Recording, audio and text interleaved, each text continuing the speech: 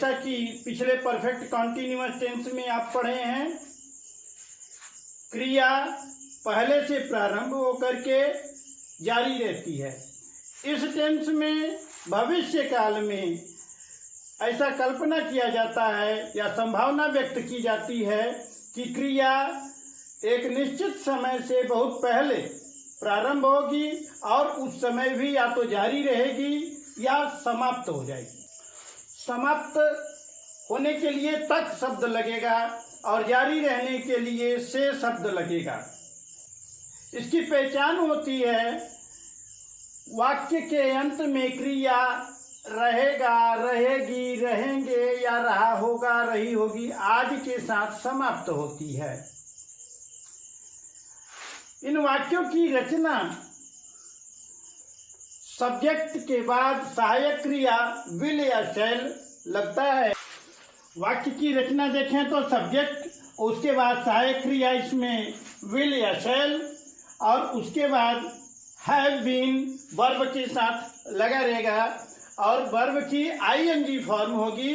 बाकी ऑब्जेक्ट और other word जैसे सभी टेंस में होते हैं बाद में होंगे तथा अंत में समय सिंस या फॉर लगा करके लगाया जाएगा। सिंस या फॉर का प्रयोग आपको पिछले एपिसोड्स में बताए जा चुके हैं। निश्चित समय बिंदु के लिए सिंस और अनिश्चित समय बिंदु के लिए फॉर का प्रयोग करते हैं। यदि वाक्य में तक शब्द आया है तो उसके लिए टिल का प्रयोग करते हैं।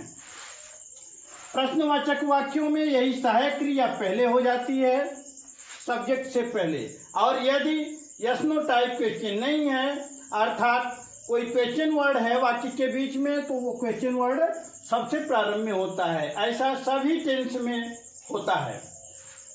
हैव बीन क्रिया के साथ लगा रहेगा, बाकी ज्यों का त्यों आपका वाक्य बनेगा।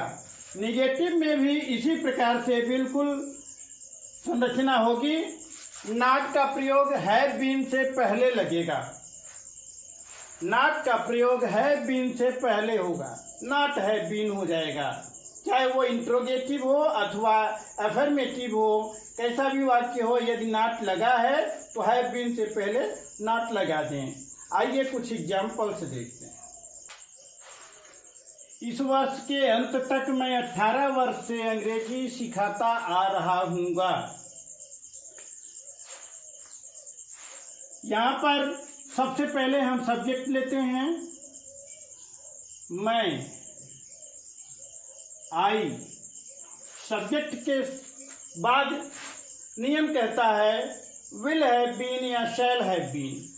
आपको बताया गया है कि आई और वी के साथ शैल का प्रयोग होता है, किंतु बाध्यता नहीं है आपको। आप विल का प्रयोग सभी सब्जेक्ट के साथ कर सकते हैं। थोड़ा सा अंतर ये होता है कि विल का प्रयोग करने से वाक्य में दृढ़ता आती है। तो आप चाहे शैल लगाएं या विल लगाएं, दोनों में शुद्धता रहेगी। आई शैल हैव बीन,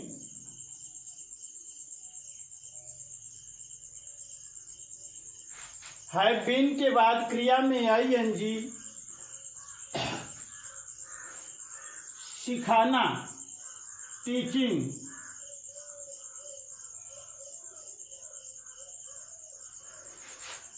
क्या सिखाता? अंग्रेजी। ऑब्जेक्ट इंग्लिश हुआ।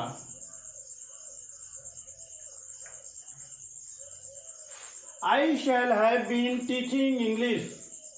18 वर्षों से, वर्ष की संख्या दी हुई है। वर्ष का फॉर लगाएंगे, फॉर 18 ईयर्स।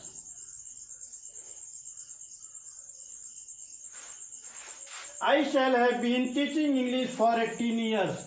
मैं 18 वर्ष से अंग्रेजी सिखाता आ रहा हूँगा इस वर्ष के अंत तक, by the end of this year.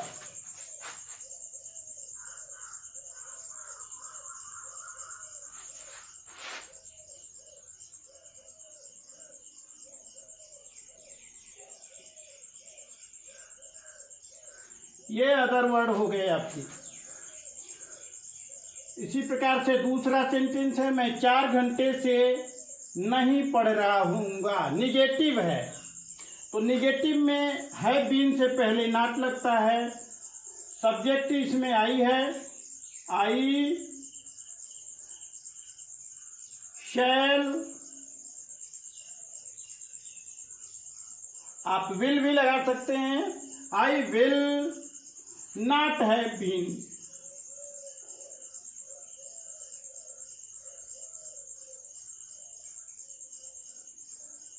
पढ़ना, रीडिंग।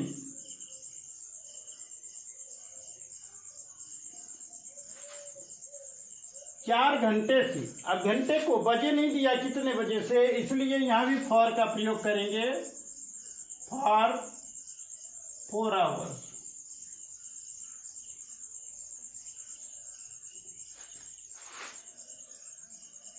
तीसरा सेंटेंस है, रेखा शुक्रवार से कहाँ रह रही होगी। ये क्वेश्चन वर्ड है, बीच में आया है, तो इंट्रोगेटिव सेंटेंस का ये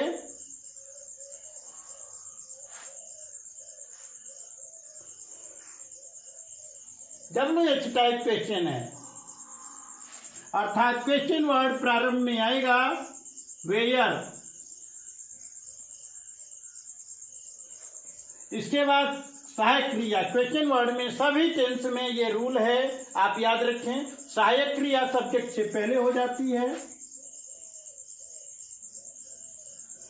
तो केवल शैल ही पहले होगा। है बीन को सहायक क्रिया के रूप में पहले न करें, यह क्रिया के साथ ही लगा रहेगा। वेयर शैल, और इसके बाद सहायक क्रिया के बाद सब्जेक्ट आता है, रेखा।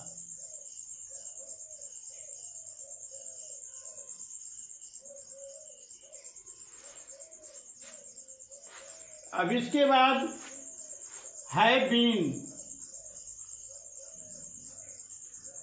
बीन के साथ वर्ब की आईएनजी अवस्था, लिविंग।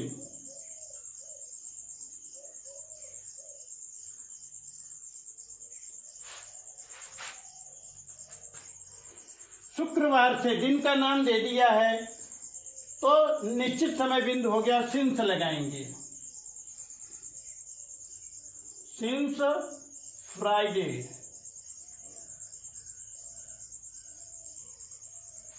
क्वेश्चन मार्क लगा दिया क्योंकि इंट्रोगेटिव सेंटेंस है। इस प्रकार से where shall Rekha have been living since Friday. क्या वह 2 साल से हॉकी नहीं खेल रहा होगा। ये टैग टाइप अर्थात यस नो टाइप क्वेश्चन है और निगेटिव भी है। इंट्रोगेटिव निगेटिव सेंटेंस हो गया, इसमें क्वेश्चन वर्ड नहीं रहेगा क्योंकि वाक्य क्या से प्रारंभ है, यस नो टाइप है, तो केवल सहायक क्रिया से शुरू हो जाएगा। विल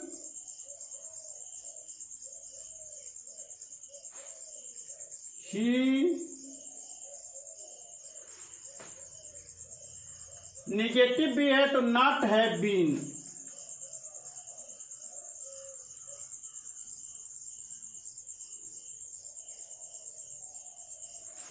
खेलना, प्लेइंग।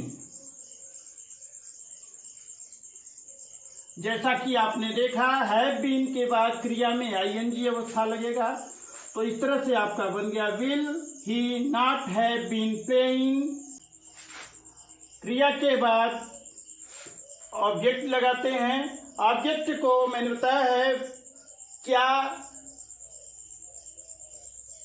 किसे, ये 2 जवाब में जो मिलता है वही ऑब्जेक्ट होता है। खेल रहा होगा, क्या खेल रहा होगा, हॉकी, तो क्या के जवाब में आया, ये ऑब्जेक्ट है हॉकी, HOCKEY।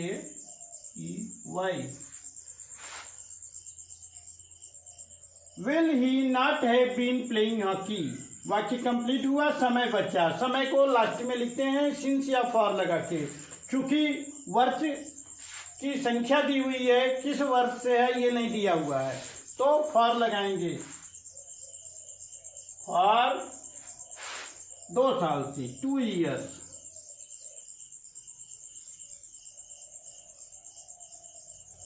आगे क्वेश्चन मार्क लगा देंगे, आपका सेंटेंस पूरा हुआ। इस तरह से 12 टेंस जो आपने पढ़ा ये सब्जेक्ट से शुरू होते हैं और सब्जेक्ट से प्रारंभ होने वाले सब्जेक्ट अर्थात वाक्य के अंतर्गत जिसकी चर्चा या जो क्रिया को क्रियान्वित कर रहा है वही प्रधान होता है वाक्य में। ऐसे वाक्यों को एक्टिव वॉइस कहते हैं। एक्टिव वॉइस अर्थात कृतवाच्य, इसमें कर्ता प्रधान होता है। ऐसे 12 टेंस होते हैं और इन 12 टेंस को आपने विभिन्न एपिसोड में देखा। आप इनका पूरा अभ्यास करें ताकि आपकी अंग्रेजी सुगम हो जाए। अभ्यास जितना अधिक करेंगे उतना ही आपको इंग्लिश बनाने में सुगमता होगी। आपको शुभकामना देते हैं, आपकी अंग्रेजी ठीक हो। अगले एपिसोड्स में आप पैसिव वॉइस पढ़ेंगे और ध्यान रखें अंग्रेजी को सतत सीखते रहने के लिए जरूरी है कि सभी एपिसोड आप वॉच करते रहें और चैनल को सब्सक्राइब कर लें ताकि जैसे ही नया एपिसोड आए, नए रूल्स आए, नई जानकारी आए, आपको तुरंत नोटिफाई हो जाए, आपको सूचना मिले और आप उसे देखें। थोड़ा समय लगाएं। मोबाइल लेकर बैठते हैं खाली समय में तो आप लेक्चर्स को बार बार देखें ताकि आपकी निरंतरता पढ़ाई में बनी रहे, अन्यथा मानवीय स्वभाव है कि भूल जाता है। यह ध्यान रखें। आपको शुभकामना देते हुए यहीं पर समाप्त करते हैं। धन्यवाद।